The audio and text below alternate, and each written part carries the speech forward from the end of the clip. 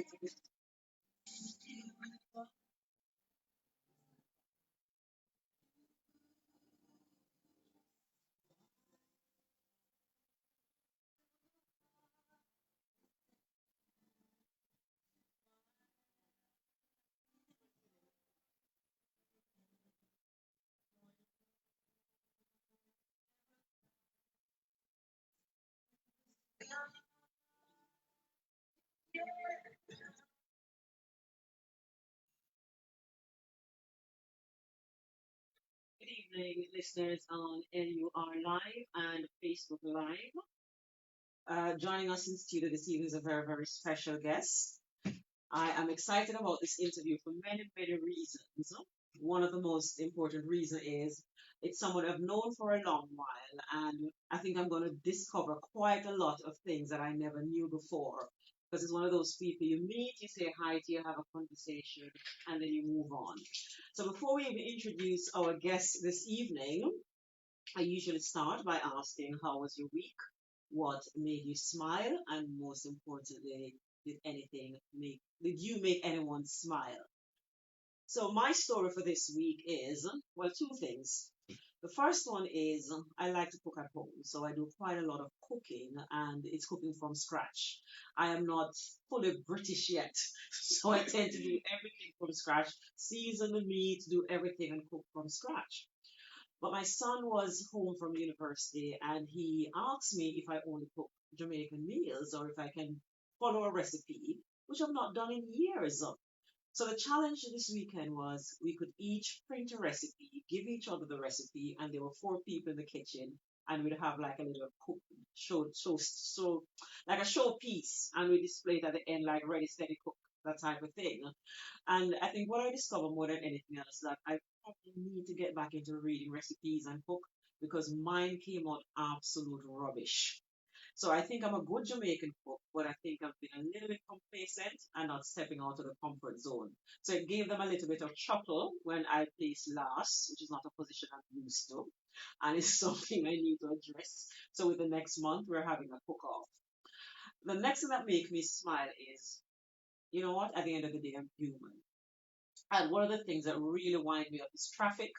And when people are, well, making silly mistakes or moving very slowly in traffic. And sometimes I need to get somewhere very, very quickly. And I find these days I'm rushing and maybe I ought to slow down a little bit. So the challenge is for the next 3 months, I can't lose my temper if anything happens. I can't do any aggravation. It's going to cost me £20 each time I show aggravation.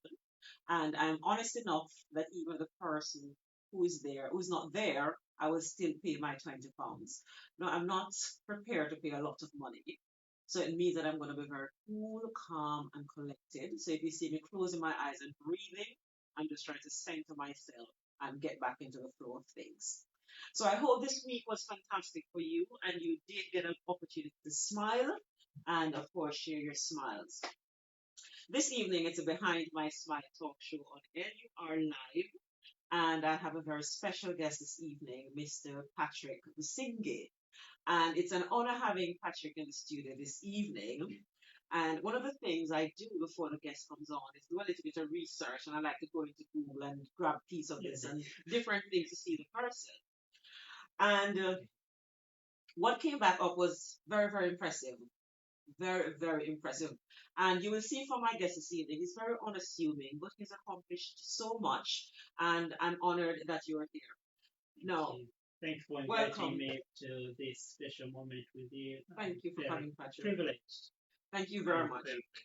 Now, you know, when people call you on the phone and they say, "Was this Mr. Busingi?"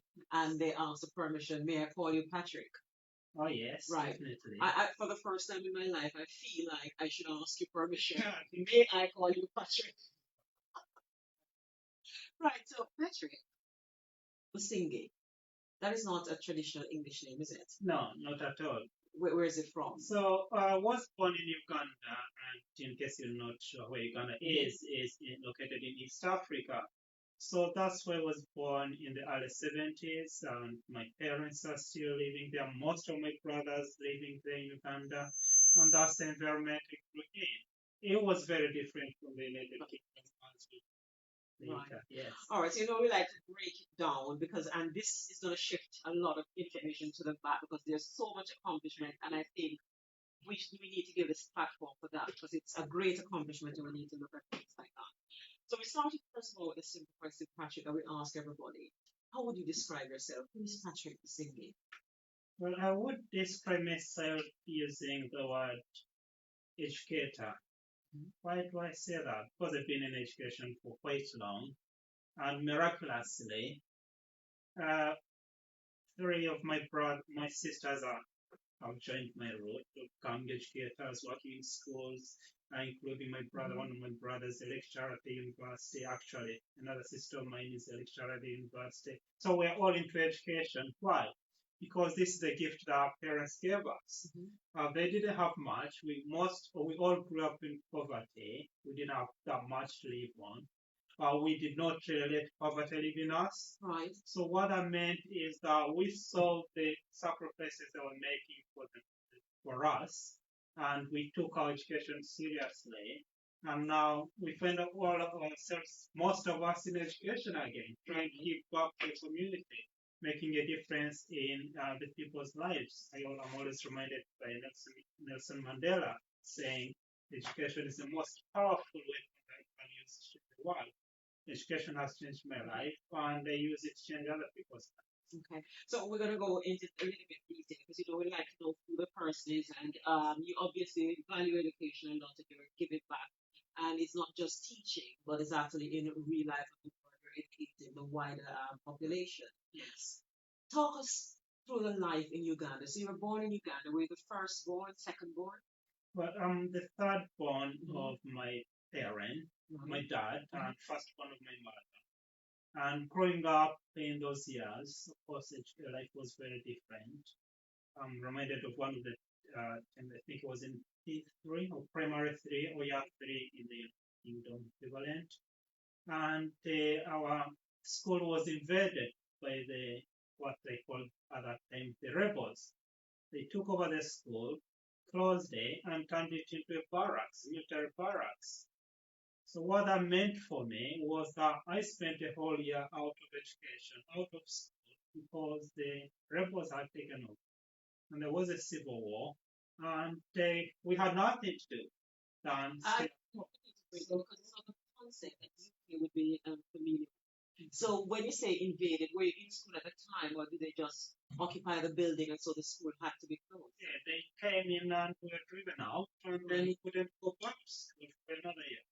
In other words, they used to their best Right. to continue their rebel activities to be able to topple the government and then get in government.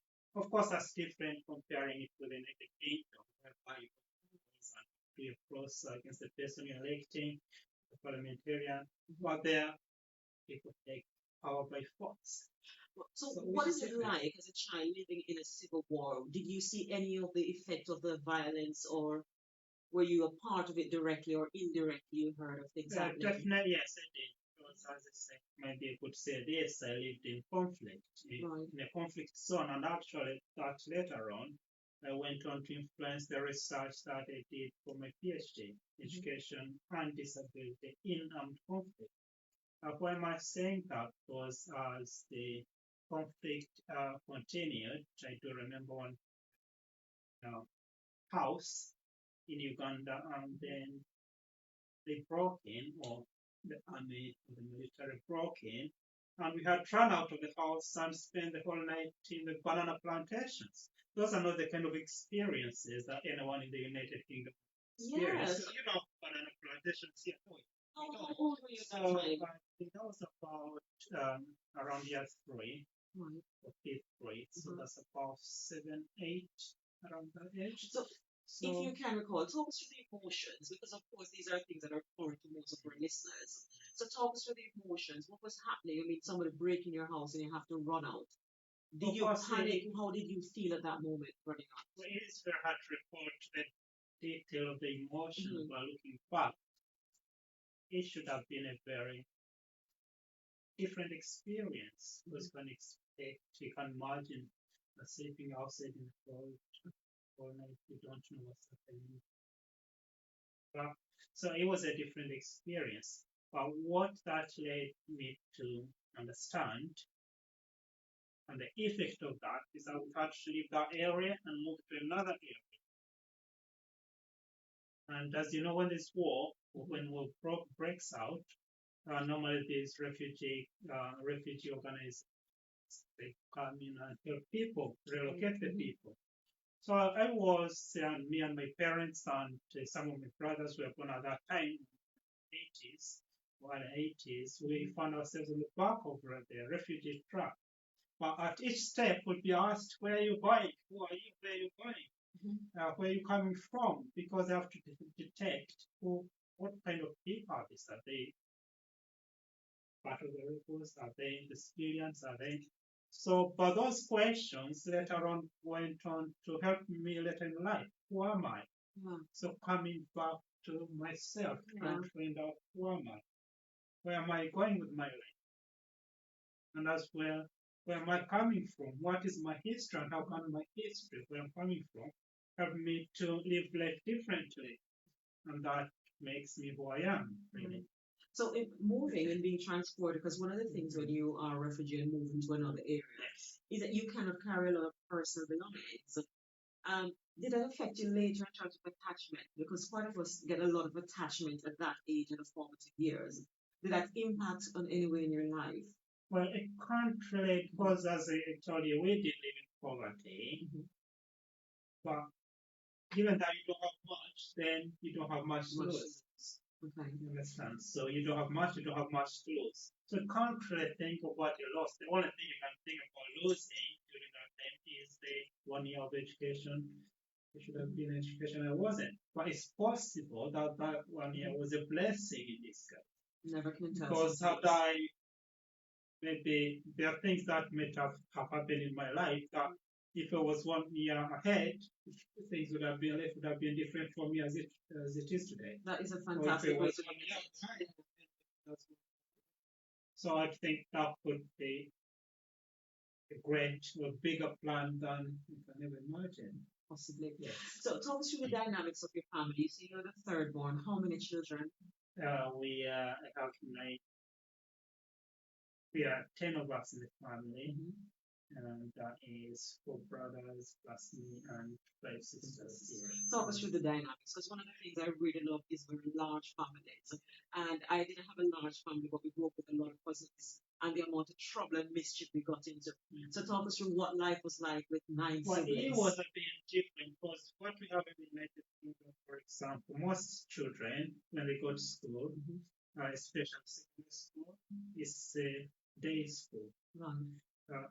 Actually, even primary school is day school. There's no boarding school. If there is, then the understanding of the boarding school is different. But the other way, in Uganda, the boarding schools are the best schools. So it was very rare that all of us would be at home at the same time. Right. So we'd go to the boarding schools and then come back for holiday. Some are on holiday, others are not on holiday. Others are going to spend holidays with the auntie who is staying case they have no one to stay with. Right. So that's the kind of communal life that we live. The child and the bringing of that child is not the responsibility, it's not just for that parent, but it's a whole village, the whole village that raises a child. Right. Literally. So that's the kind of environment we live in. So you go home and then you go and visit your aunt, you spend another week of your holiday, and your uncle another week, and your grandparents. So by the time you realize that you're rotating around, really not all of you at the same place at the same time, except during the big events like Christmas and Easter. You're all together at that time. Yes. So did you have a good relationship with your Yes. brothers and sisters? Yes. And you're Well, all one of the things that happened was after my senior six, I went to study abroad. So, and whenever we would go, it would take me all year before I come back. So some of those brothers and sisters, or when they were born or growing up, I didn't have much time with them because it just come home for A short period of time. 2 or 3 weeks and then off. Up again. Yeah, so different, very Uh, different. Talk us through the dynamics with mom and dad. So what was your mom like? What's the relationship like with Oh, your mom? very, very, very, very. Actually, what my mother gave me was a heart. What I meant by Some that. lovely statements. And Yeah. what my dad gave me was a head. That was Wow. a mind. You know what? I'm not even going to say that. Nice statement because I'm not sure what your mom would Well, respond. let me make it clear. Well, Please yes, do. well, this sounds vivid. So when I say my mom gave me heart, kind of nurturing attitude. Right. Yeah. She's very caring, very loving, and prayerful, and so on. So our focus for that. On the other side of my dad is focusing on the education element, the achievement, and the success route. So I felt that they all complemented So you get balance. each other. That I've become the person I am because we have some the families, you might find that there may be someone is they're all looking at things are the same way, so there's no some balance and check. Right. Be able to create that environment where children are able to achieve their best. Right. So obviously you said dad was very strong at education, and so you insisted education was a part of your life. What type of student were you? Well, I don't know. I think I was the best student. What I know is I never felt any exam actually was students. I don't remember failing or repeating any exam. No, no, that didn't happen to me. Yeah. What did you want to be when We didn't have tensions. Some Right. of this these days, when students do something wrong, then So you didn't have the tension, or there was no reason for the yes, tension. and actually, I remember one moment when, for example, teachers don't show up in some of those schools in Africa, Uganda. One of the students goes to the front and starts teaching the children. Ah. So it's not that if there's no teacher, it's an opportunity to mix, but it's an opportunity for one of the students to take up a leadership position and be able to share the knowledge with the rest. So sometimes if the teachers don't show up, the learning still continues because the students are sharing knowledge with each other and trying to make themselves better. Yes. Fantastic mentality. At that age, what did you want to become? What was your ambition? Well, my primary ambition was to become a priest or missionary. And the idea followed me up to, not actually idea, calling, Right. vocation, let's call it vocation, use the religious term. And basically what call it idea. Right. So that calling followed me up to was after university. It's why did I come feel that I was called to be a missionary? I was called to be a missionary because the missionaries were the ones who actually arrived in my parish or my area in 1903. 1903. Right. So that's about more than 100 years Yeah. ago. So they're the ones who put up schools. They're the ones who some of them were teachers. They're the ones who put up hospitals. So some of them were doctors. They're the ones who they were the ones who developed in the area of development and taking care of the people. So I saw myself in the same situation, being able to transform people's lives and help them with education, help them with what they need. So that is what I did for the first 10 years after I finished my secondary school. Right. So you were actually a priest. No, I wasn't Right. a priest, and I'm not a priest. Yeah, but Yeah. I did the missionary work, the priest-led work. Right. And because you remember, when you think about priests, there are different types of priests. Just as if when you think about teachers, there are different types of teachers. So in fact, geography teacher is the same with a priest or religious organizations. There are different groups. Right. So I joined one of the groups called Missionaries of Africa, specializing in Africa, and with them, I went I worked in different countries. And actually, that was a great, great experience. I worked in Kenya, in Tanzania, in Rwanda. So a lot of African Yes, coverage. in Burkina Right. Faso. What were you working as? What So were you doing? what we call do is, first of all, it's developmental work, development work. So education, teaching, schools, learning languages, like for example in Algeria, Algeria was learning Arabic. I was in Burkina Faso, I was learning French and speaking with people in French and learning their culture, doing research, writing about. Because if you think about it, most of the writings, especially the early ancient writings, are written by missionaries, priests or monks. Right. They're the ones who had the education. So you still find areas around the world where it's only the educated, and mostly the religious who are doing writing the language down and writing the cultures of the people. And that's the kind of work we did.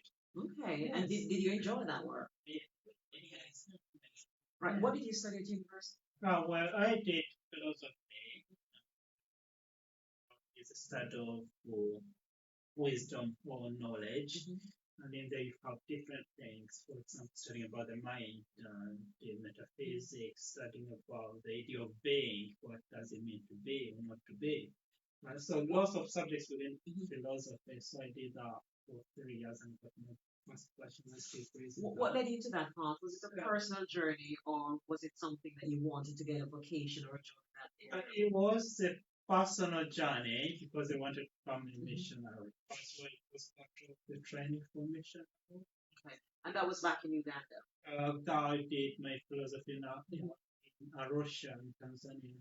Okay. Yes. So you said that's your first BSc. Yes. Did you do a second qualification? Then the second one was a Bachelor of Theology, Applied Theology, and what it's all about is the study about the nature of the divine or God or an idea Right. which is greater than or the origin of what might have caused whatever exists. So that is theologists about God, His existence or non-existence, and so on. Now, you mentioned something that was quite very important. While you're on the refugee truck, one of the things you said is that because you were constantly being asked who you are, it impacted you as a person because you're always seeking knowledge for who you are. So, in terms of your choices in study, you've gone into philosophy, you've gone into theology, which are all areas that probably opens you up to the higher self and trying to know and understand who you are. Was that in the back of your mind or the forefront of your mind going forward when you're selecting these courses? And not necessarily, but what they helped me do was to discover the higher me. You know, there is possible that some people live at the surface without taking a step back and entering into themselves and being able to understand what makes them them and what helps them make the choices they make. For example, conscience, for example, or what is at the very core of being. So when we're looking at that, some people might never considered the idea of conscience. Yes, this is my physical me, but beyond my physical me, there's something more which would make a difference to a living human being. Okay. You see? We're definitely going to explore that a little bit more. That's very intriguing right now. So for our listeners on lurlive.com, we are going to go to a commercial break. 30 seconds. So we have 30 seconds to go to a commercial break. Facebook Live will continue the conversation. So join us after the break on LUR if you're listening, where we're talking to Patrick Businge. Now, I've deliberately paused before I say Patrick Businge because more is coming up. And there's a reason I asked him to call him Patrick because I think I needed to ask permission to call him Patrick. So join us after the break on lurlive.com. Heritage and heritage. So, what have you found out about yourself throughout this journey?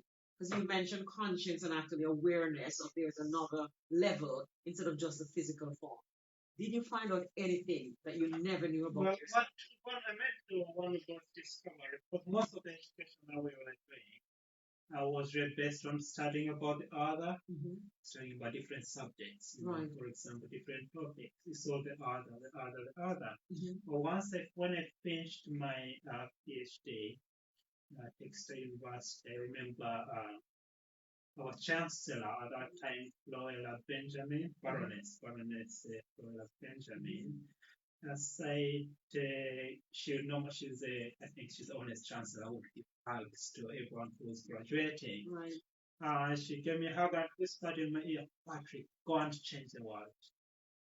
So finishing with my PhD in special education needs, I didn't know how I was going to do it. Right. So that question stayed at the back of me. So how am I going to change the world? And that started the journey to personal development. Right. That started the journey to personal discovery. What is my gift to the world, Okay. for example? Well, we're going to explore so So, much of that gift to the world because you're doing things on a not only a community scale, not a national scale, but quite rightly on a global scale. That would not be amiss if I say a global scale. Now, I know you've touched a little bit because you've mentioned your doctorate even before we get there. So that's one of the reasons I was asking you for permission because Patrick is not only a doctor, there's more to come there. So we're going to look at the educational journey because you've gone all the way to the top in terms of your educational journey. So you have done your bachelor's, your master's, yes, doctorate, like two or three postgraduates, I think. 2 or 3 postgraduate Yes, qualification. Talk us through that yeah, bit. Because you don't look that old. Usually when you see a person with that type of educational background, it's gray hair and relaxing, and you're nowhere near that. So talk us through this passion for so I did education. my philosophy, Bachelor of Philosophy, which we talked about in our lecture. And then I came over to the United Kingdom and I did my Bachelor of Applied Theology. Then after the bachelor's, I was called to become a teacher, an educator, as it said, that's one of my gifts to the world, be an educator. So I had to do my postgraduate certificate in education. So I'm a qualified teacher in the United Kingdom and can teach in most of the countries in the United Kingdom. Then after that, because I started to go to teaching course and I started teaching in the United Kingdom. But as I taught, I realized I was more me than just teaching everyone. Sorry to stop you for this. Welcome back to our listeners on lurlive.com. Joining us this evening, we are interviewing, well, we know now it's a Dr. Patrick Businge.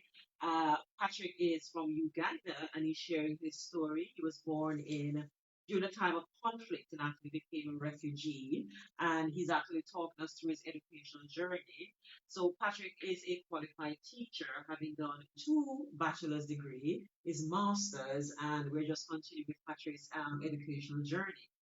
Yes, so I did the postgraduate in education and then I started teaching. But after some years, I realized actually within the classroom there needs to be difference in the learning. Learners are different, so there needs to be difference in the teaching as well. So I started learning about the different ways of helping learners who struggle with learning, and that led me to special education. Special education, which is really about educating the special children, the children with special needs. And so in there, I ended up with a master's in special education, but as well there was another master's actually I did master's in leading learning. That came master's in education. And then after that, I continued my education at Exeter and converted master's into the PhD.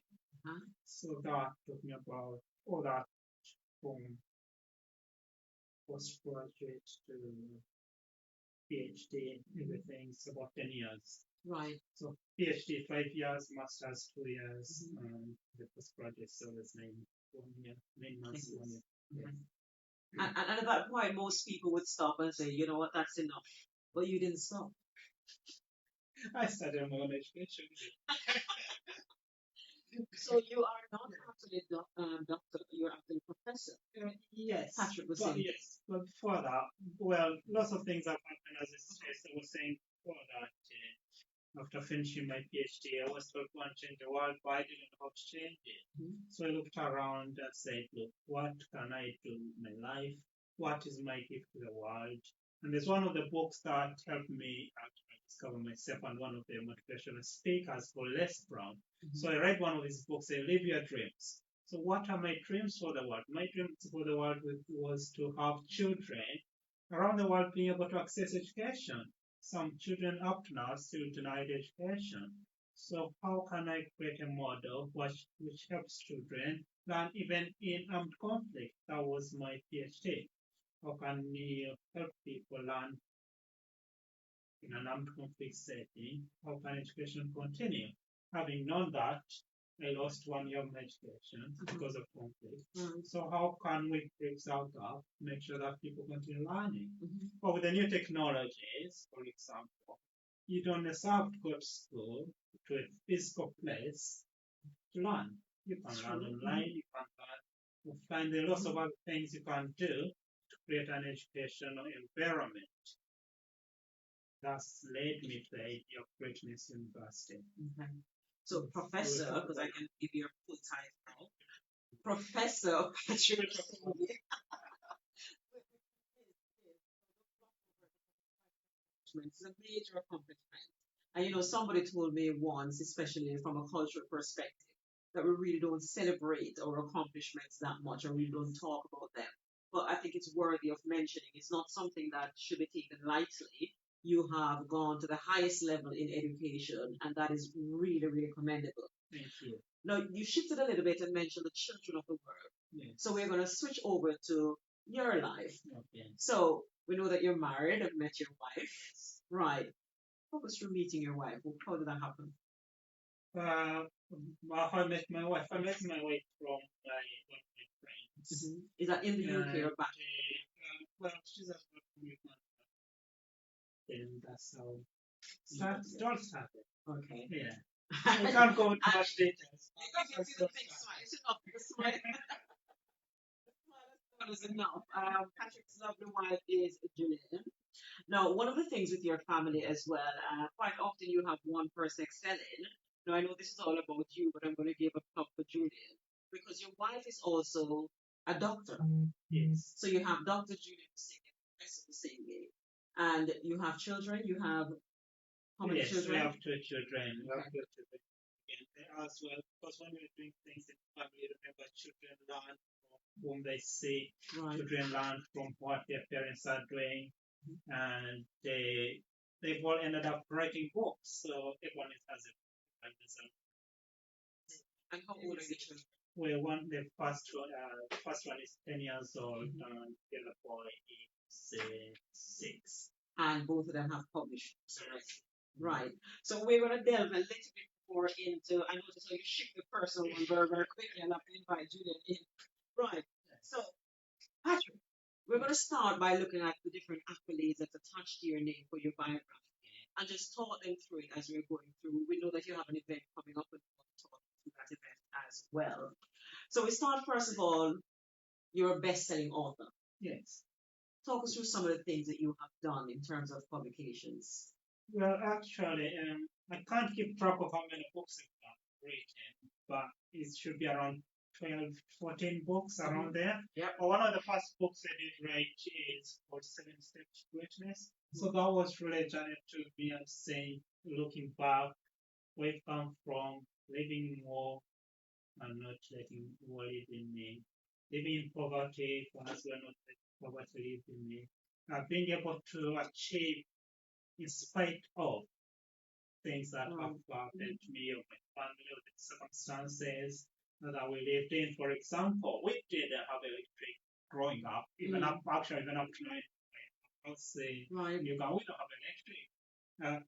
There are no electric poles, and so rising under the sunlight and the moonlight, those are the kind of experiences. Looking from that place to this place where I am, there are lots of things that have happened. So in 7 Steps to Greatness, which is my first book, I tried to map out my journey and see the 7 things that have helped me in life. For Would you be able example, to share two of those things? oh yes, for example, finding my purpose. What do I want out of life? Because what is the why for my life? think I don't remember the stage now. I say the two greatest day in your life: the day you're born and the day you find out why. The moment you find out your why, then it changes. And one of the things that people ask me, say, how much are you? You say you're great book. How many books are you selling? I say, look, it's not about selling. Think about Michelangelo. Michelangelo painted the ceiling of the Sistine Chapel, and it took him 30 years. How much money did he make? So it's not about the money, but it's about using your gift to change the world. And I use my gift right and communicate that with that audience. Whether they buy it or not buy, that's not my primary concern. My primary concern is passing on knowledge and how to achieve my greatness, 7 steps to greatness. Also, another thing you discovered is that, as you said, we don't celebrate people's greatness. Yeah. There's a lot of greatness uncelebrated. And there are lots of people who are great, but they don't know they are. So helping them discover, develop, and deliver their greatness, that's one another important thing that I did. So I started a series, one anthology, called You Changed Our Lives. So we could say Vinette Jackson changed our lives. Okay, that's his next book title. You say, for example, okay. So we can you've changed our lives. You are changing my life as I speak to you because you are asking me questions that I'm not thought about. So you are changing the life of your producer because either you have a certain relationship that you'll impact on him, whether you're here or not. He will still remember you. This is the kind of person you worked with, and this is how they changed my life. So all that knowledge, people end up dying and dying with them. So I'm trying to create a platform whereby we can discover, develop, document that greatness so that the future generation, 500 years from now, your great grandchildren say, how was our grandma like? Nothing. But once we have documented something about you, so I have lots of series that truth. For example, let's branch in Charlotte. They have about 77 people from all over the world who say, look, this doesn't change our life. Yeah, that is an absolutely fantastic way that you've chosen to look at life. And it's so true. We impact on others, whether or not we, sometimes positively, sometimes negatively. But at the end of the day, you have left a mark on somebody's life that is likely to direct them into a path or channel their life going somewhere else. Now, what I like about you is you said you found your purpose. Now, not to gloss over that, because many people, you will hear them over and over again wanting to find their purpose. What one piece of advice would you give someone who does not know where they're going and need that just why am I here? How would they go about finding the answer to that I question? think one of the things they will have to think about and connect is what are they willing to die for? Wow. So the moment you discover what you're willing to die for, then that would be your purpose. Another one could be what is annoying you in your life. Because what was annoying me was that there are lots of people, like when thinking about my grandparents, I don't know. Some I don't even know their names. Why? Because nothing's written about them. The people alive at that moment in time, they didn't document anything for us. So going back where my great grandparents, we have no clue. So that thing annoyed me because it can't really go back past this first or second grandparent. So I said, look, I don't have my children in the same situation. I'd rather start now so that when we are gone, then they'll be able to trace back. This is how our parents or grandparents or ancestors live. That is so fantastic. I think that's something that annoyed you. Right. And then you are not able, you don't want to tolerate it anymore. And that can trigger your purpose. That is a fantastic thing. I hope my listeners are taking note of that bit. I think that's a brilliant advice that we got there. And what you're willing to like, because when you look at great people like Nelson Mandela, 27 years in You're willing prison, to die for it. That's so true. Martin Luther King, you have a dream. I've been to the mountain top. I don't care anymore what will happen after his last speech. So you see that, look, it doesn't matter whether it's alive or dead, as long as it delivers the message to the people and leads them or shows them the promised land.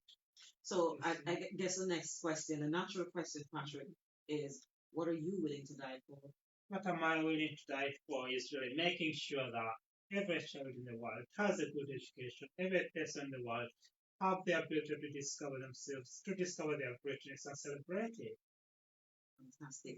Now, Patrick, he has published over 12 books and he has co-authored with over 200 people. So quite an extensive network in terms of your book because you don't only publish your book, you get other people to contribute to your book and actually gain their, well, help to create their legacy and celebrate their greatness as well. So it's not just my journey, you're actually bringing a lot of people along with you as you move forward, which is fantastic. So the next title is Special Advisor to Monarchs. Yes, so Explain that. one of the things I did really was the approach to research about one of the kings in Uganda. In Uganda, just in case you don't know, we have it's a republic. We have a president, but the president reinstituted the monarchs, so the kings and queens. We have the queen mothers. So reinstituted the kings. So we have about 5 official kingdoms. And again, the restitution happened in 1994. So one of the world's youngest monarch, actually it's the youngest monarch according to the Guinness Book of Records. He became king when he was 3.5 years, and it belongs to my kingdom. Nice. So one of the chiefs of protocol approached me and said, yeah, you've done a lot of writing and written about people's histories. Could you as well do something about him? Could you research about him and write about him? So I started researching about the king. Well, Toro Kingdom is called Toro Kingdom. So that book will be out in September this year when he's celebrating 25 years as a king. And he's only 20, he's turning 28. So you can imagine. Yeah. So from 3.5 to years now to 27 and 28. So writing a book about him, which is going to document his 25 years as a king, as well his hopes. And but as I do that research, then leads me to address, so what have you found about me? God, do you address me on this? Or the Queen Mother, she's very supportive, and as well, people seek advice because they know, okay, we want to write another book, we want to publish, okay, this one must speak about this, okay, could you, what have you found out, could we use some of that? So that's the kind of advice I'm thinking about. Of course, as I said, I think one of the things that changed my life is publishing a book. Once you publish a book, you move from the position of being unknown to unforgettable. Definitely, because you have left that imprint on life. Exactly. Because people read my books in Australia, they send me emails, they love your book, or how can I read your book? Right. And they communicate with you. Just before I came, there's one of the co-authors in the United States. He was saying, Patrick, I need 100 copies by Friday next week of that book I co-authored. Could you help me order the 100 copies? I said, of course I would. So there you go. So you're impacting people you don't know. It's like throwing the seeds. You don't know where they're going to germinate and how they're going to change people's lives. That is so true. And I think equally important as well is quite a lot of our culture is lost over time. Because I know I have another friend who's doing some writing in other African countries. Because it's so important to document this. Because I'm sure most of our listeners, as soon as you hear monarch, you'd have thought about the English monarchy and nowhere else. But Africa has kings and queens, lots of kings and queens. But even our siblings or our offspring here do not recognize that actually there are other kingdoms that exist on earth. We're only used to the European thing. So that is so important that you actually document that so people who do research later on can realize that they are descendants of kings and queens and that tradition is not lost. And lots of undocumented kingdoms. Of Right. course, I'm sure you might have heard about Shaka Zulu. Yeah. That film about Shaka Zulu. Right. Some of those South African kingdoms are, but lots of other kingdoms around the world, they are not documented. There's no writing about anything. Because the culture, the tradition is mostly oral. Written is not about thinking about the future, thinking about 500 years from now. If that doesn't happen, we are losing a lot. Because even living in Britain alone, 10, 20 years, lots has changed. Yeah, So, definitely. yes. Right. One of the things you have done is you have founded Greatness University. Yes. Now, talk us through the process of finding a university and how does it operate? Is it a real university where people can enroll and get a qualification, or is just what exactly is it, or is it Thank just you a very much personal for thing? asking. That's actually one of the interesting questions. What is a university? University is an environment where people are able to learn. But learn Hmm. beyond. Actually, greatness university is beyond university. Because this kind of learning, what I'm going to talk about, you won't find it in any university. You won't have a university which is going to teach you how to discover your greatness, how to develop your greatness, how to document your greatness, and how to sustain your greatness. And that's what we do, helping people discover, irrespective of where they are, discover their greatness. How can you take that journey to the core of your being and find this is what I'm great at, and this is how I'm going to live my life from now onwards? How can you develop it? What are the steps you need? What are the goals you need? What's the plan of action you have to be able to move from where you are today, where you want to go?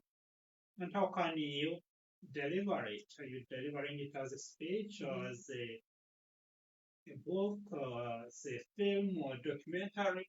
So this is beyond university education. This is out of the classroom education. And we have people from all over the world who are interested in our product, interested in our idea. So we have about 5 different institutes. First being one focusing on greatness, Greatness Institute. So that's what we do, help people discover how to deliver their greatness. And then another one is to help people write their future. Listen, what happens when I'm a footballer and then I can't play football anymore? Does it stop it? Because that person for that time, their gift has been football. What happens when you have a broken hand? You can't play football anymore. So you have to think of how can I rewrite my future? How can I go back to my life experience and draw out the best way and create a product or business out of that? Okay. So that is another one. And then we do the authorship, helping people write and publish their books. And another one is to do with the royalty, because there are people who want to explore that more, the royalty. That are actually this is from the Bible, where they say that we're priests, prophets, and kings. So we can't just limit royalty just to the people in the palaces. So everyone is royal. How can you discover your royalty and then live as a modern day royal in this environment? So we help as well people think through that lens of royalty and discovering the royalty and being able to achieve their best. And the other one is the Greatonization. That's my word. Right. Greatonization Institute, where we make people great. Okay. And you're Right. definitely great. But let's say I want to be great. So, yeah. Patrick, and I come to you and approach you for Greatness University and say, okay, I want to discover my greatness or uncover my greatness. Talk me through the process. Well, the problem is most people are great, but they don't know. So we help them discover. So we develop a plan of action on how we can make you great, uh, or make you aware that you're great, because you already have the greatness. I was talking about you, and for example, if you want to become a legend of greatness, and they'll be awarding 5 people on the 25th of January with the Legend of Greatness Award, which is where we have to document about you. We have to research about you, and it's not us making you great. It's the people you're working with, the people in the environment who are making you great. Think about in the Catholic Church, they talk about saints and the canonization of saints. So who makes saints? Who canonize saints? They look at the environment the person lived in, and they'll say, okay, this has been impacted, this person, this saint, which is saint be, has impacted on these human beings. This is how they understood when he was living, and this is how you can achieve, and these are the miracles they've done. So we do the same thing or similar, but we go into an environment and search around you and see what people are saying about you and then we create evidence. People are saying you're great, and we declare you great. Wow. So I probably need to approach you in the future, kind of like an idea.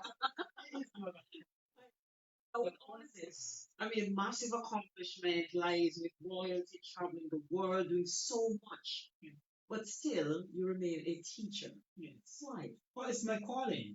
Mhm. It's my calling. Do you remember when some people say you say there's a career, Mhm. and the career is what you do to get money, Right. earn a living. But there's a calling, which thing you do that you do it because you want to do it, Mhm. and whether you do or don't do it, you still want to do it. Okay. So that's my calling. And you have So I, remained. that's why I said actually. Yeah. So I feel that's one way of impacting the world. That's one way of changing young people's lives. Yeah, I'm changing mostly Right. elderly or aged people's lives, but the young people, that's how we change their lives in the classroom. Right. Yeah. So actually, one of the things I always tell people when they went for the job interview, I didn't ask how much I was getting paid. Wow. Because that wasn't my focus. My focus was to fulfill my calling. So in other words, it was the restart stage, we've transformed my career into a calling. I probably am in the wrong calling because I ask how much I'm getting paid. Much I'm getting paid for the job. Right. So you teach philosophy, ethics, and critical thinking. But in the classroom, you have to follow a curriculum as set by the Yes. exam board. Yes. But your knowledge and your experience extend beyond the curriculum. Do you find that quite often you talk to kids about what lies beyond the curriculum outside the Yes, I curriculum? do. Do you get them When motivated? I'm bringing my personal experience, one of my groups I teach is the module is You Change Our Lives. Mhm. Wow. So So that is what perfect for you. what happens is that the students come into the class. I present the module, Mhm. and then it's the next lesson. Three of you will be presenting the class what changed your life. It could be an event, it could be a person, it could be a theory, Mhm. it could be a place, it could be a journey, it could be a holiday. Mhm. And you have 10 minutes to talk about your education about. Okay. So that one helps them first of all think outside the box, Right. give them the critical thinking and the philosophical skills, but as well the organizational skills. Okay, how am I going to present my topic? Am I going to present it as a podcast? Am I going to do a video instead of me? I don't need to stand in front of everyone. Okay, create a video and to Present. a video, and then we just play your video. Okay. So we give people opportunities, students opportunity to experiment and they, in other words, experience life beyond the limitation of the existence. Right. So, Patrick, in a class, because you have remained in the same school. We were talking before the break that you have stayed in the same school for the last 14 years, but you've also trained as a special educational needs coordinator. Are you doing anything along that line? Do you focus on special ed needs, or is it just a general teaching? Well, one of the things that we do as educators is that every teacher is a teacher of a special. Every teacher is a teacher of special needs. But what I do is specifically is to assess, advise, advise, and design strategies for. Okay.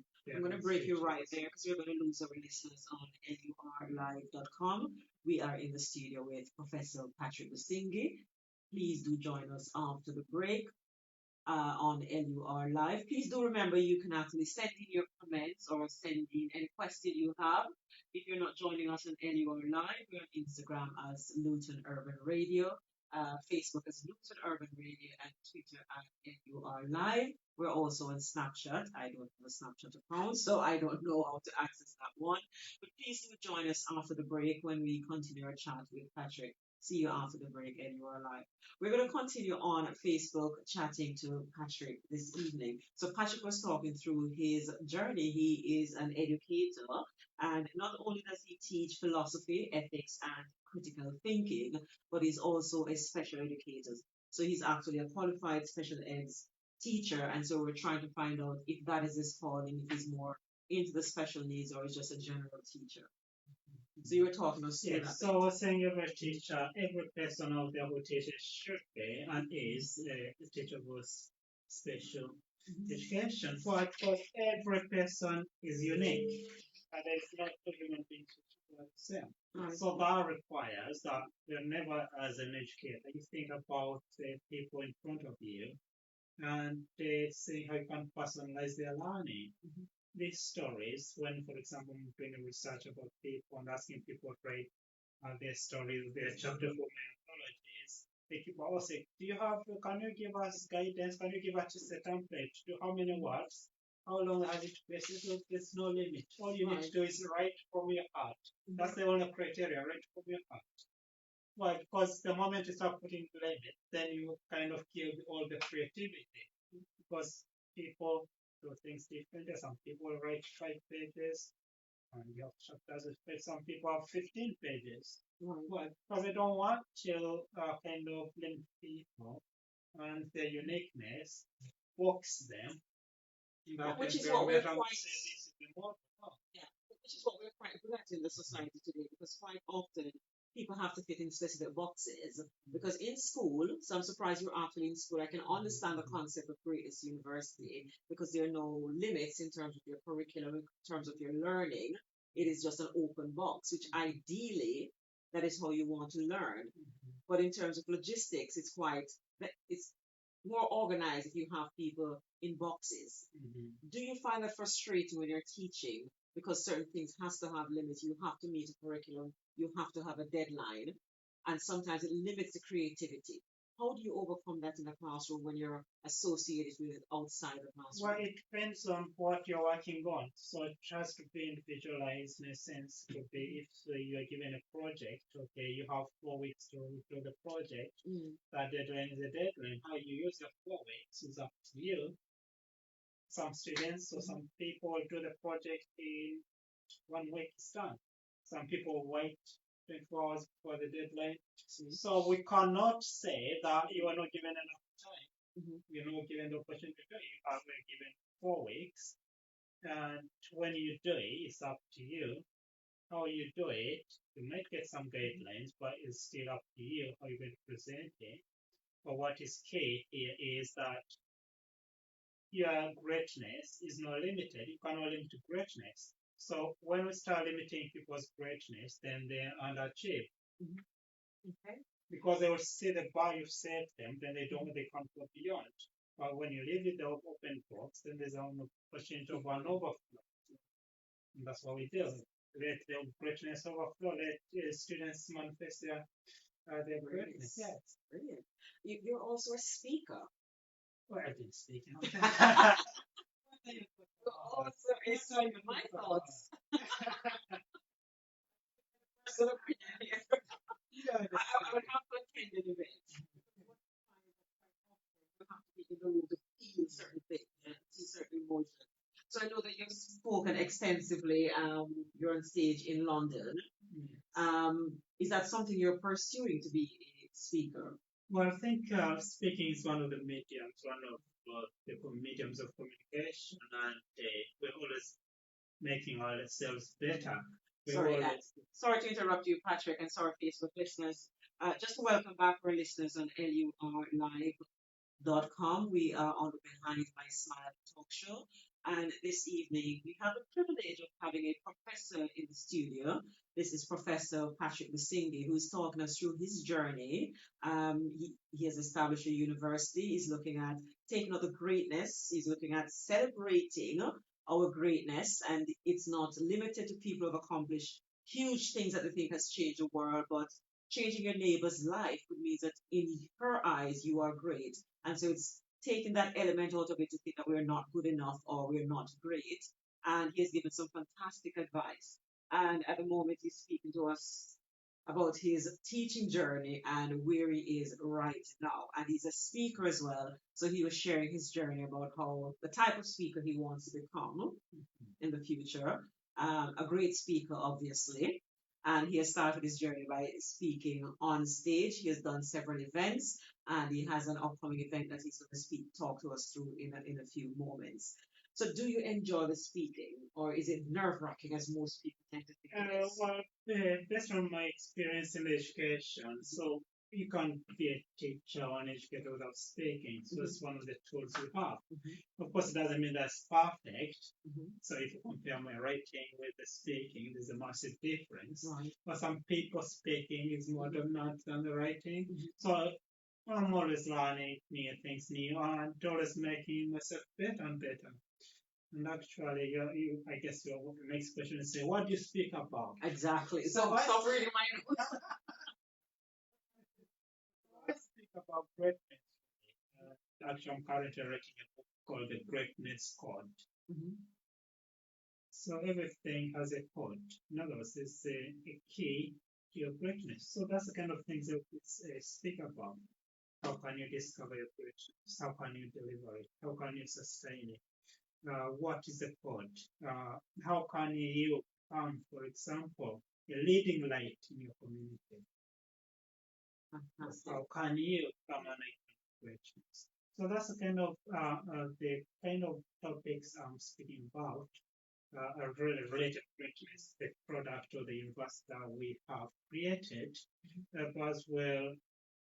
Like if a speaker, you could be called to speak about anything about your expertise. Whether it's armed conflict, for example, one of the organizations, civil society organizations, asked me to represent them in the United Nations in Geneva. Mhm. So when I go there, I'm speaking about armed conflict and war and children in war and how education can be provided. So there's lots of other things that people they see why you do, they identify a gift and say, "Oh, can you help us in this?" And then Right. you tailor your speech to that. Actually, I was listening to Les Brown. He says he spends most of his Mhm. time preparing to deliver about 300 speeches per Right. year. Mhm. So each speech is going to be different. You're not Different, going yeah. to give Mhm. the same speech all over the place. It depends on the audience, it depends on the topic you've been asked It to speak does. about. Right. So we're talking about speaking, and one of the things is what is the language of Uganda? We have about 40 40 languages. Yeah, languages. but English is the national But you also speak French and language. Yes, it's Swahili. French. Did Yes. you learn those as part of your educational journey, or did you pick Well, I those up? learned those as part of my missionary journey. Missionary was Right. very familiar. When I went to my bachelor's of philosophy in Arusha, in Tanzania, we speak Swahili. Swahili was the national language. Swahili was the educational language. Mhm. Very few people educated in English. Was in international school, but now it has changed. Mhm. But it was yeah. So you had to learn Swahili to be able to communicate. Going into Rwanda at that time was the French was the national language, and you cannot easily understand or communicate with the people. So, as a missionary, when you go to an environment, you learn the local language so they can be able to communicate with the people. So that's how I got that gift of taking one language here, and then I had started Arabic. So it's a lot of Does your children speak any other language? my daughter actually, as we I was living, she was busy learning French. There's this app which Mhm. gives you French words, and Right. oh yeah, they are very interested in French, and another language they do that app is Spanish. So, Right. Now, you have a massive event coming up, and I assume it's linked to this part of the book that you have here. Talk us through what that event is. How did it come about? Where were we now? The date? Just give us some details of so the what event. is really happening is that on the 25th of January this year, we'll be celebrating greatness. What that means is that there are lots of people who are great, and we discovered they are great. So we'll be celebrating their greatness. As I said, there are lots of people who die with their greatness not celebrated, and that bothers me. Mhm. It bothers me when I go for a funeral and all they can speak about good about a person who is already in a coffin, already cremated, and they are not there to physically hear what is they've excelled in, what they've achieved, or how they touched those people's lives. So we've created the World Greatness Awards. And the World Greatness Awards with different categories. At the moment, we have about 6 or 7 Right. with different categories. And in those categories, we'll be awarding people who have manifested their greatness. For example, as seekers of greatness. There are people who are seeking their greatness. There are people who are seeking at all, it doesn't bother them.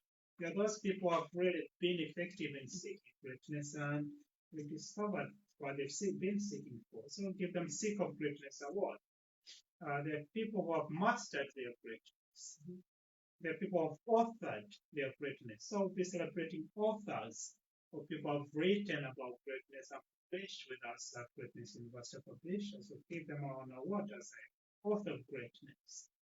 So we're having about 60 people on the 25th of January at the Luton Group, and we'll be celebrating greatness from about 25 people from about 25 nationalities. So they're amazing. The first World Greatness Awards, there's nothing like this in the world. And what is interesting is that on the 15th of August, we'll be launching the World Greatness Day. We have, for example, the World Book Day, the World Day with the Women's Day. So we've dedicated a day just celebrate greatness around the world. So we'll be welcoming countries and organizations to host the World Greatness Day. We've had some offers already and considering them what is feasible in those locations. And we'll say, look, this is an opportunity to make appreciate people that they're great. It could be your parent, could be your son, could be your child. They've done something great. When will you ever do it? That World Greatness Day will give you the opportunity to say well done for your greatness this year. Brilliant. Now, I know Patrick is talking about World Greatness Day, and quite often we hear quite a lot of activities on Facebook, and people profess that they're doing these activities, wondrous activities, and you're thinking to yourself, oh, I don't think it's actually real. But I think Patrick is underselling his event a little bit. So that is his book, okay? And it is the World Book of Greatness 2020. Now, when it says a World Book of Greatness, this is not just friends in Patrick's circle. These are people who are coming from all different countries. You have people from the US, you have people from Canada. Um, I mean, just to read some of the people in one of the categories, so to give you the level that he's dealing with, you have, and correct me the name, is this Dr. Oluwafemi? Yes. Did I say that right? Yes. Brilliant. You have Dr. Lul, and that's from Kenya, sorry. Dr. Oluwofe is from USA. We have Dr. Justina Mutali from UK, Dr. Frank Kano from Sweden, Dr. Shibangu, yes, and is DRC is yes, Democrat Congo. We have Dr. Tony from Sudan. We have Professor Chris from the UK. So we have people not only from Africa and not only from the UK, but wide across the world. So when he says it's a World Greatness Day, you have Dr. Raymond Harley from Canada. You have people from India, and all of these people are coming to Luton, which is quite, I keep saying that anywhere is going to be one of the biggest radio stations in the UK in a few years or in a few months coming up. So this is actually something happening in Luton at the moment. That's the book. Is that available on Amazon? It is going to be available. Actually, it's available. Okay. On Project. Right. And this is the first edition. In August, we'll be honoring more people, and then we'll create the World Book of Greatness for this year. Okay. Next year will be World Book of Greatness 2021. Right. But what this is all about is this is like the Guinness Book of Records. For greatness. For greatness. That's the concept. So, what if somebody listening wants to be featured in your book, Patrick? How do they go about that? It's very easy. Just contact us and you supply your biography, and we look through your biography and we see if you fit in any of our categories, right? And how you've excelled in or what you've done. As I said, everyone has greatness in there. So we cannot limit people's greatness. So we look through the categories and see when you feature, and then we will get you into the World Book of Greatness, and then we get your World opening a page there. So Book wouldn't of it be Remembrance. fantastic to get featured in a book like that? So you get your photograph, there's a little bit of biography and background about each person. And that actually led me to a question. I think I'm going to change the question because I was going to ask a particular question if you only feature blacks. No. But then I'm seeing that there's quite an eclectic mix of ethnicity on the cover. So you have gone. We have people from the Emirates, for example, she's from the United Arab Emirates, Miss Amir from the Emirates, or people from India, Africa, people from the United States. Australia, I don't think there's any. Right. Australian origin is one, but so we almost So in you every are a global continent. Yes. network. So these are some of the people who will be in Luton celebrating their greatness. And is the event open to everyone? Well, the event has been open to everyone till, but we're very soon closed next week on Saturday. So by the end of this weekend, if you haven't gotten your ticket, better do because we have a maximum number, Right. so we cannot go over. So And if you really want to right. come, you still have the opportunity to come. Let us know.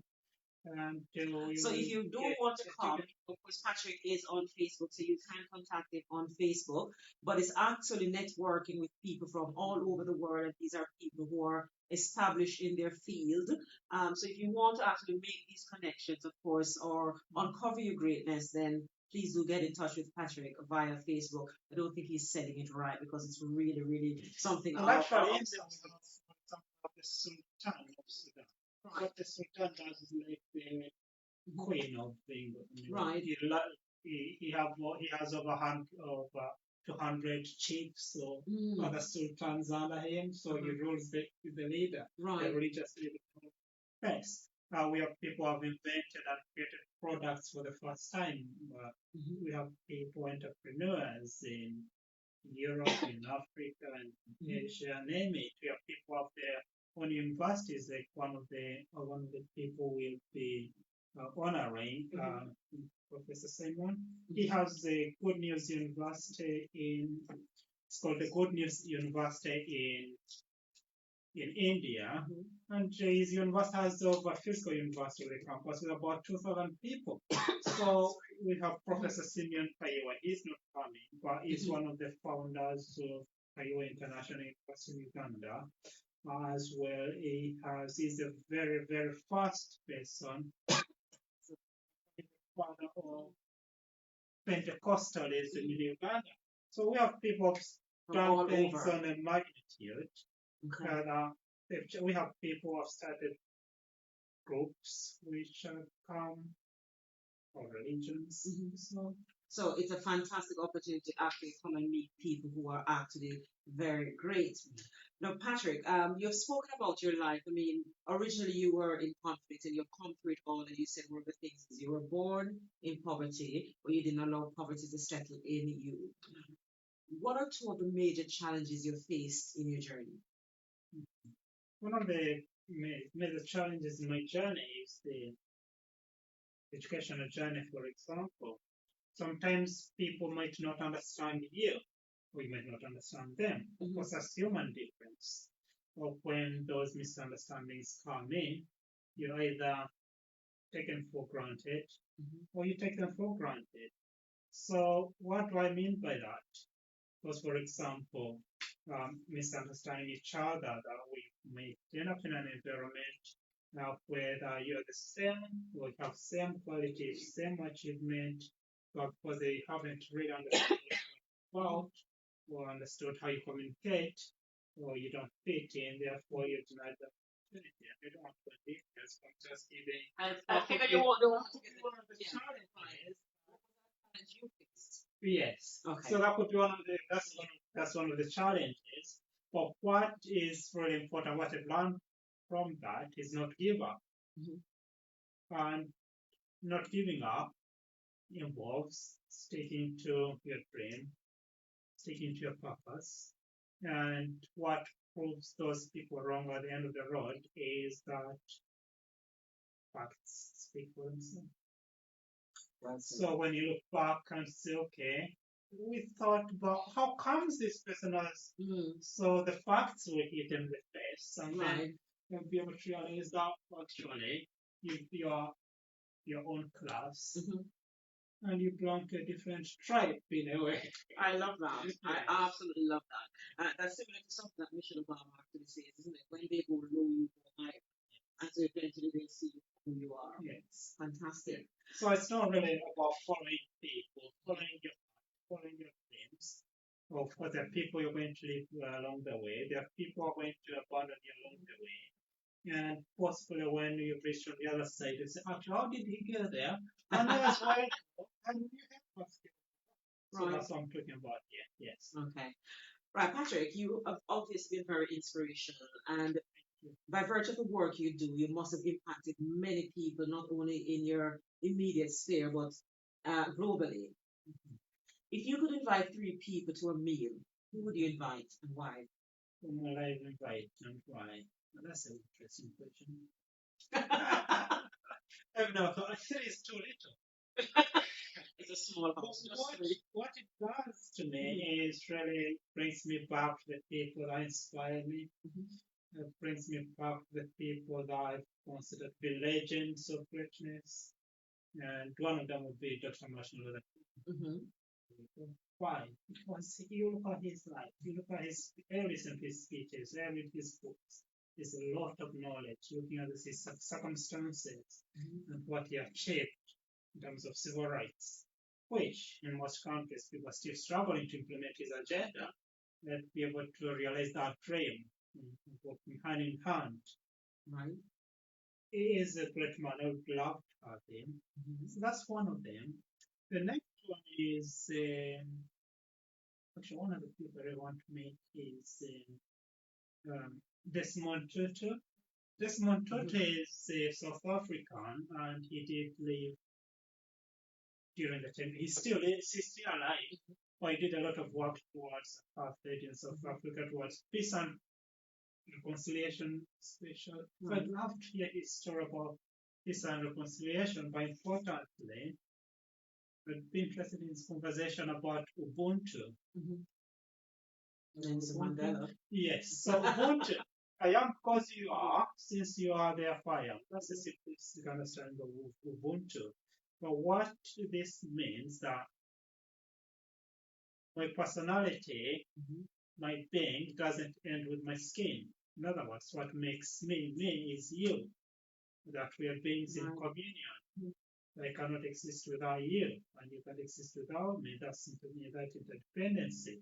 So he has written a lot of things about that. As well, his book is called God is Not a Christian. I'd love to have a good conversation about that one. Okay, yeah. And Mother Teresa.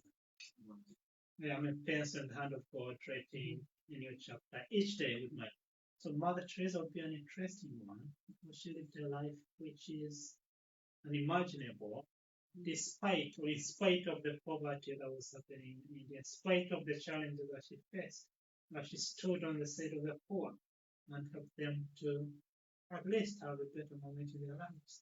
Wow, what a fantastic dinner party that would be. That sounds absolutely I don't amazing. trust These you. are iconic. I don't want to ask you which ones you invite. Oh my gosh. So my interview. Like, too many to invite. Dreams, Patrick. So you've come a long way. What are your dreams? What do you dream about? Where do you see yourself? Or let me phrase it a little bit differently. What do you think your legacy would be? For my legacy, I want people to remember me as someone who helped them discover their purpose, as someone who helped them discover their greatness, as someone who helped them celebrate their greatness, as someone who has given them the opportunity to make a difference in other people's lives. Looking back in your life, it's been quite a journey. Have there been moments when you smiled and you never felt like smiling and you wore it as a mask? Have you had moments in your life when you had to smile through pain, hurt, heartache, when the smile was just what it was, a smile and nothing else? So you're looking for a moment in my life when I smiled just for the sake of smiling? Yeah, was just a mask. No, yes. That's Okay, we'll come back to that All next. right.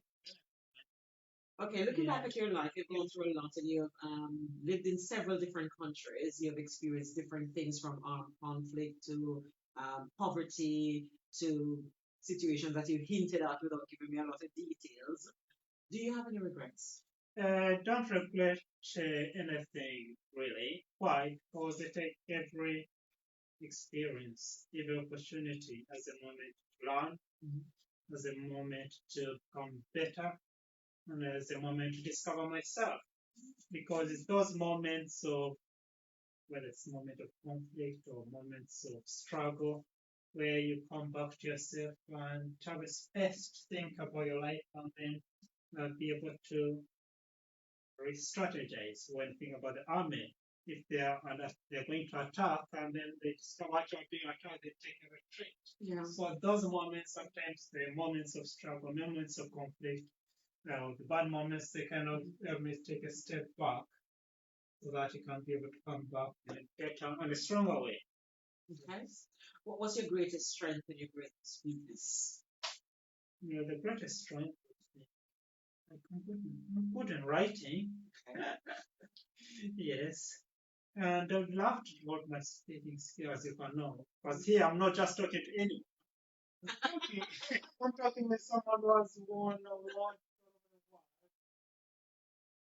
maybe. So I'm really I admire you and I admire your work. So I would love to come like you. Of course, you're not experiencing or you're not expressing that here tonight, but I've seen you on stage and how you inspire people and you work with taking people to that space where they're almost crying and then back to the other side where people are joyous. So I'd love to work those skills. So I think, and that's why I go to Toastmasters actually. Tomorrow is Toastmasters evening for my speaking skills. Oh, brilliant. Yeah. So just some quick fire questions, Patrick. Favorite food? The millet. No one might know what meat is about really, but that's a Ugandan traditional meal. Okay. Yeah. Favorite color? Yellow. Favorite time of day?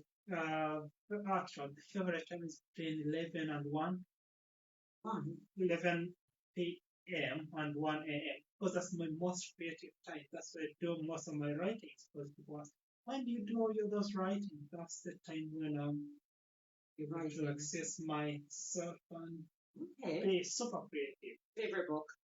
Favorite book? There's too many. Let's try to think about which one. The Confessions might be an interesting book. Then.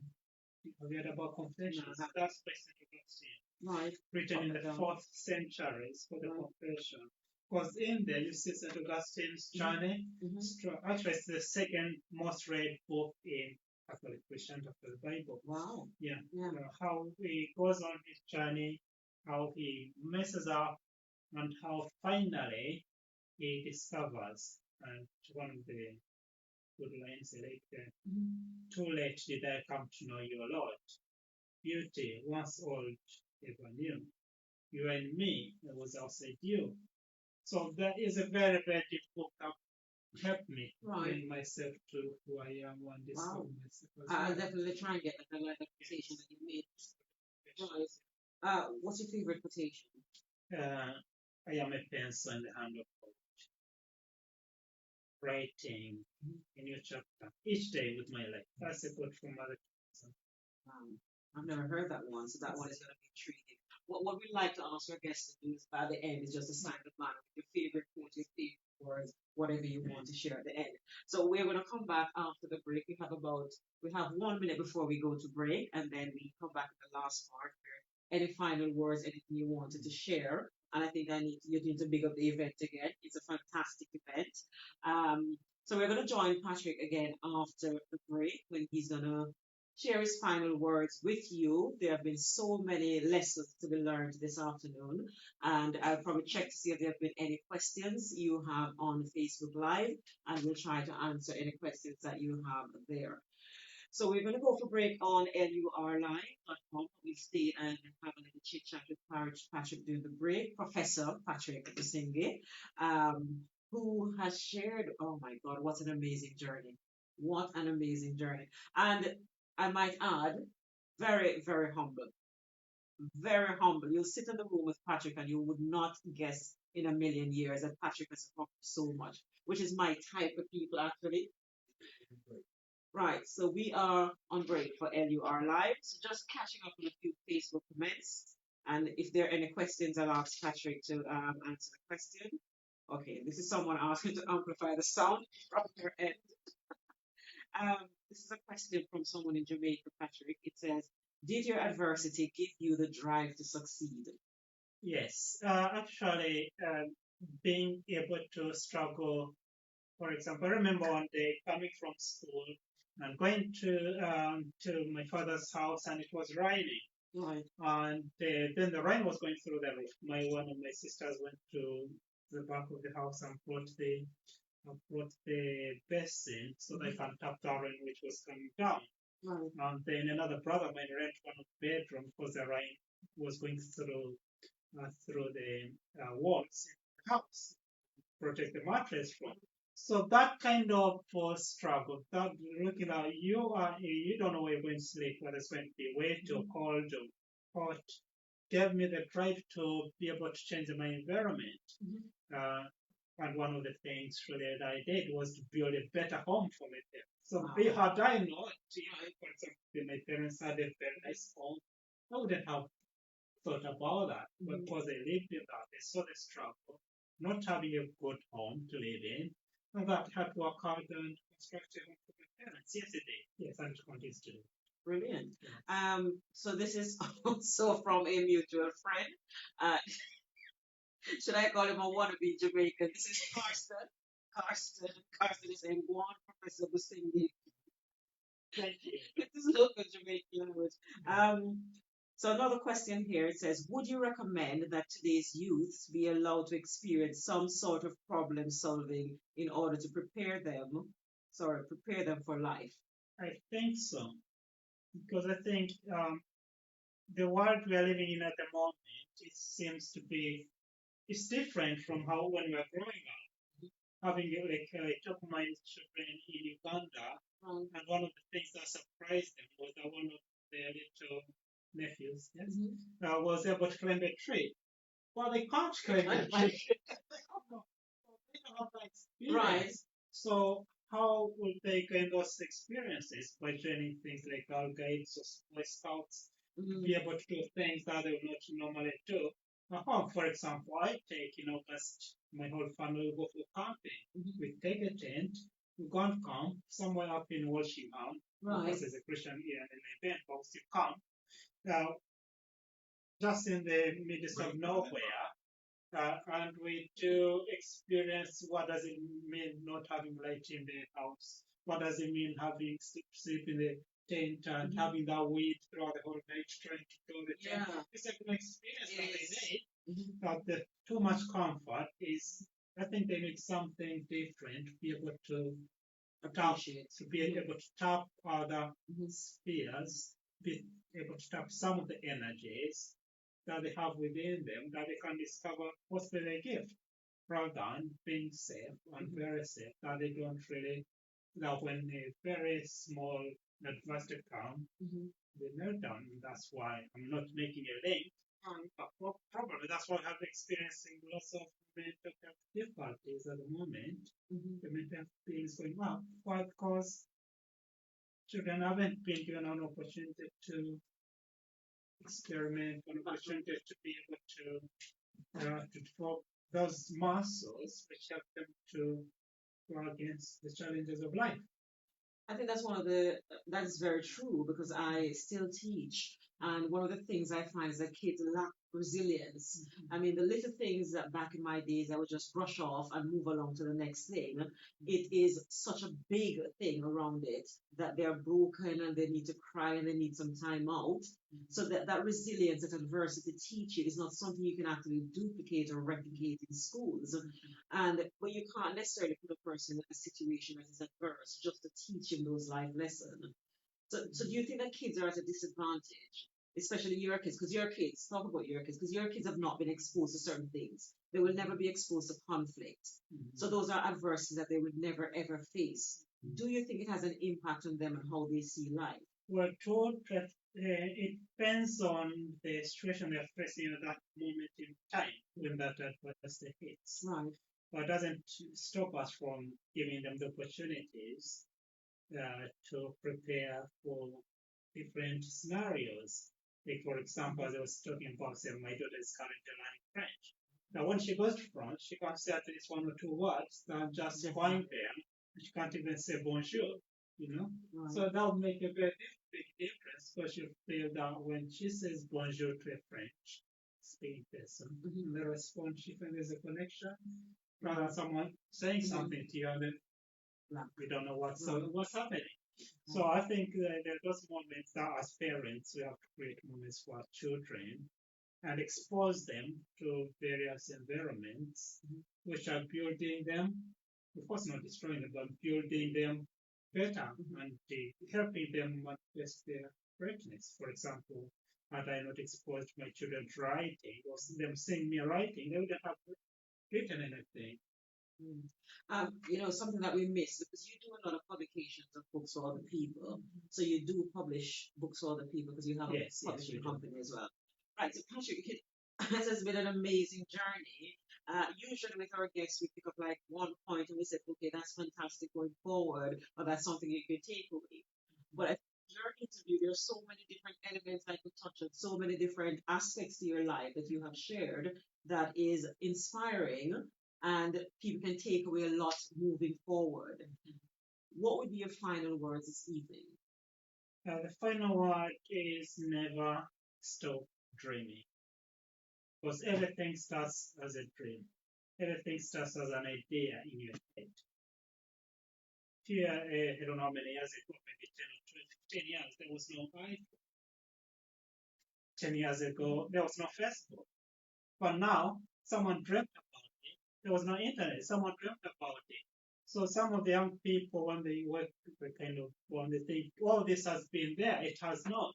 To have an interview like this, it was very rare that you can, so all these ideas, all these innovations have come about because people have a dream, have had a dream to change the world. So never stop dreaming, and your impact in the world actually allows the job says we're here to make a dent in the world. So what dent do you want to leave in the world? Well, you can by having a dream, following that dream, having a plan how to achieve your dream, and getting people on your side to help you achieve that dream. As I said, a little good man is a great woman, and of course, the other way around. So uh, you get people around you, surround you, where you surround yourself with people who can take you up, because there will be sure, for sure, there'll be people who try to bring you down. So get people to help you see the big picture when you're in the frame. Okay.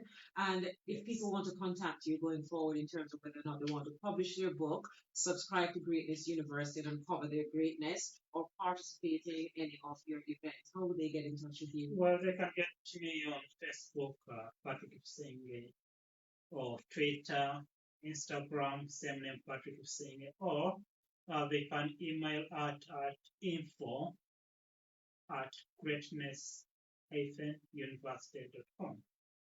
Or they can give us a call through Messenger, Facebook Messenger.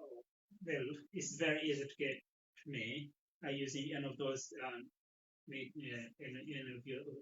channels. Yes. Right. Doctor, Professor, Mr., etc., etc.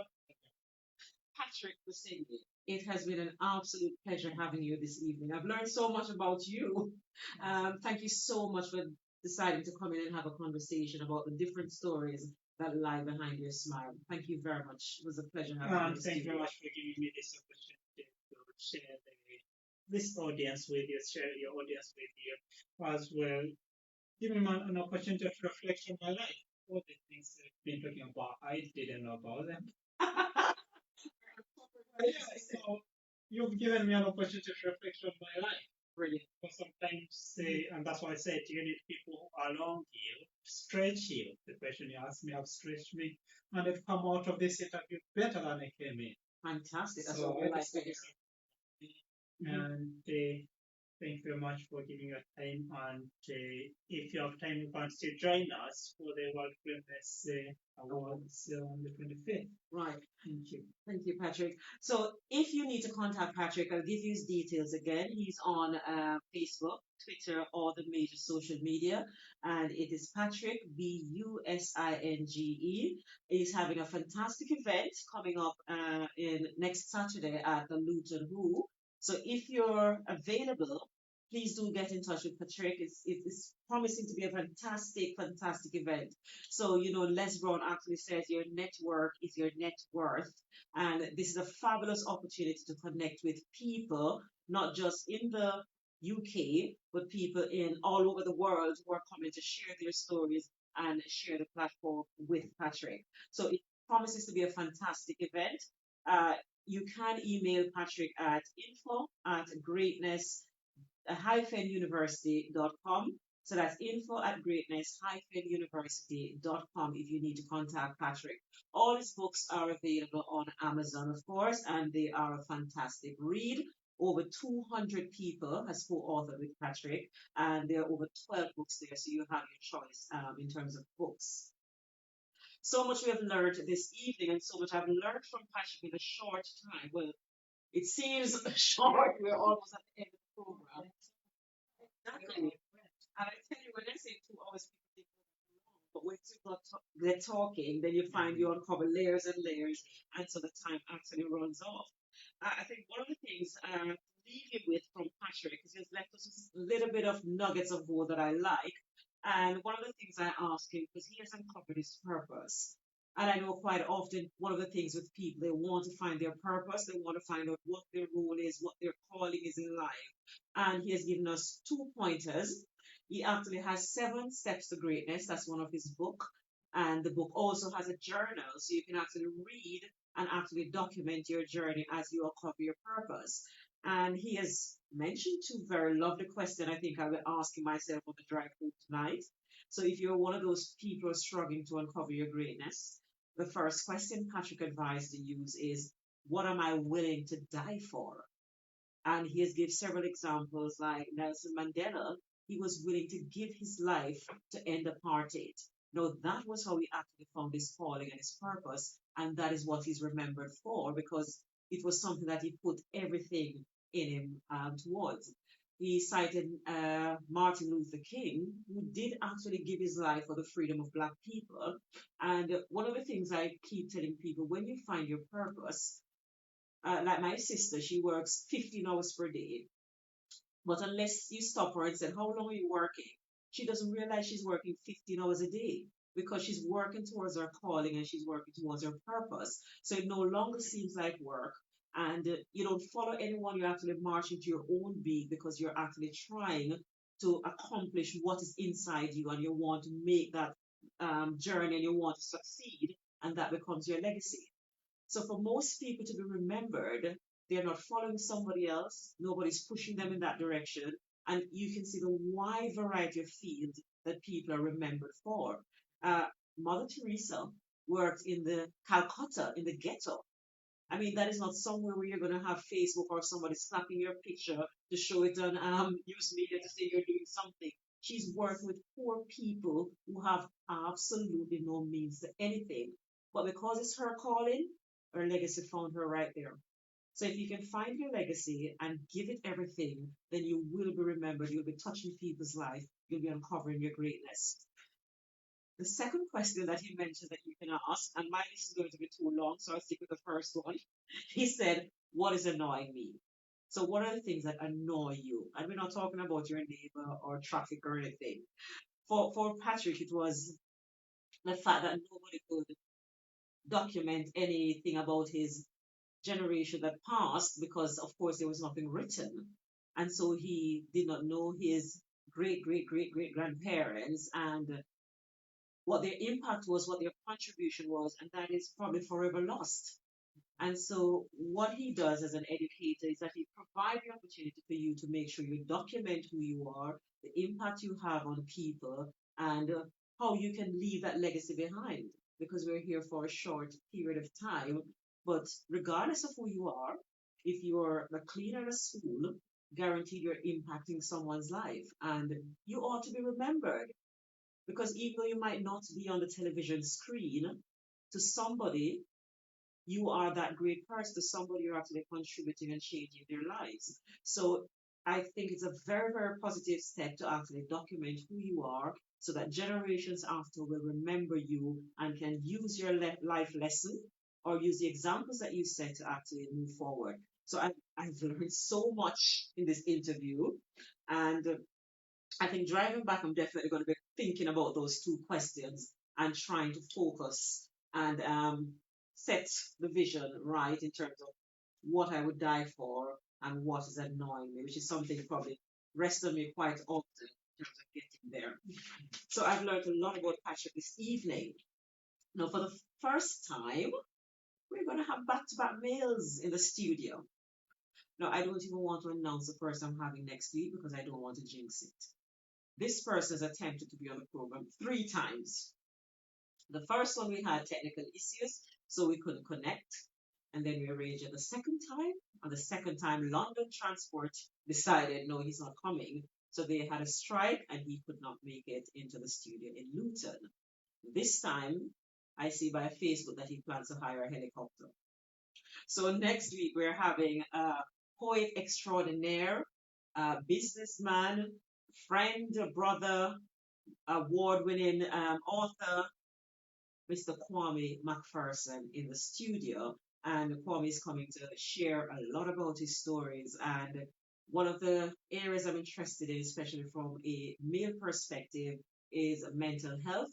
So Kwame will be in the studio next week to have a frank and open discussion about mental health, especially in the Black community where it's not spoken about and not addressed.